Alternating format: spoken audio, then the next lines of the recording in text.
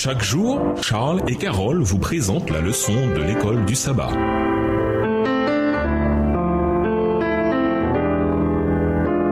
Bienvenue dans votre émission. Dieu nous parle. Nous voilà à la leçon de lundi, Jésus et le Père. Nous avons été créés par la divinité pour avoir une relation personnelle avec lui. Genèse 1, les versets 26 et 27. Mais, à cause du péché, cette relation a été radicalement bouleversée. On voit l'impact immédiat de cette perturbation dans le récit du Jardin d'Éden. Lisons Genèse 3, les versets 7 à 9. Que révèle ce récit sur la rupture provoquée par le péché et que signifie le fait que c'est Dieu qui cherche ses créatures et non le contraire? Genèse 3, les versets 7 à 9. Les yeux de l'un et de l'autre s'ouvrirent. Ils connurent qu'ils étaient nus. Et ayant cousu des feuilles de figuier, ils s'en firent des ceintures. Alors, ils entendirent la voix de l'Éternel Dieu, qui parcourait le jardin vers le soir. Et l'homme et sa femme se cachèrent loin de la face de l'Éternel Dieu au milieu des arbres du jardin. Mais l'Éternel Dieu appela l'homme et lui dit : « Où es-tu ? » L'intention de la divinité était d'offrir la guérison à toute l'humanité pour cette rupture causée par le péché, même si toute l'humanité n'acceptait pas ce qui lui était proposé. Pour accomplir la restauration de cette relation, l'un des membres de la divinité devint humain. La parole devint ainsi chair et habita parmi nous en manifestant la gloire de Dieu. Jean 1, les versets 14 à 18. Par conséquent, l'humanité a reçu sa plénitude et sa grâce. C'est ce que Jésus est venu partager pour déclarer la gloire de Dieu, afin que la relation brisée par le péché soit restaurée, du moins pour tous ceux qui étaient disposés à accepter par la foi ce qui leur était proposé en Christ Jésus. Quelle merveilleuse espérance transparaît dans ces textes. Lisons Jean 1, les versets 1 et 2, Jean 5, les versets 16 à 18, Jean 6, verset 69, Jean 10, les versets 10 et 30, et Jean 20, verset 28. Jean 1, les versets 1 et 2. Au commencement était la parole, et la parole était avec Dieu, et la parole était Dieu. Elle était au commencement avec Dieu. Jean 5, les versets 16 à 18.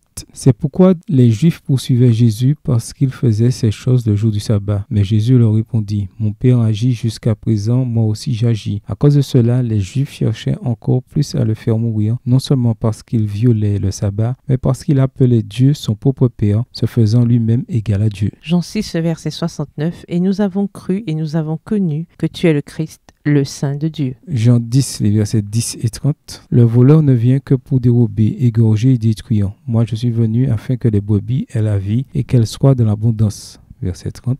Moi et le Père, nous sommes un. Jean 20, le verset 28. Thomas lui répondit : Mon Seigneur et mon Dieu. En Christ réside la vie, une vie originelle non empruntée et qui ne tient de personne. Extrait du livre Jésus-Christ, chapitre 58, page 481, livre écrit par Ellen G. White. Pourtant, en tant que Fils incarné qui s'était vidé de lui-même, Philippiens 2, verset 7, et de l'exercice de ses prérogatives, Christ, en parlant de son existence sur terre comme un homme parmi les hommes, renvoyait au fait qu'il possède la vie comme à un don de Dieu. La divinité du Christ donne aux croyants l'assurance de la vie éternelle. Extrait du livre Jésus-Christ, chapitre 58, page 481, écrit par Ellen G. White. Dieu n'a pas été reconnu par l'humanité. Jean 17, le verset 25. Il a donc envoyé son Fils unique. Jean 9, le verset 4. Jean 16, le verset 5, pour se faire connaître, lui, le Père. Dans le contexte du cosmos, un athée a écrit : dans notre obscurité, dans toute cette étendue, rien n'indique que l'aide nous parviendra d'ailleurs pour nous sauver de nous-mêmes. Qu'enseigne la Bible qui montre à quel point cet homme se trompe?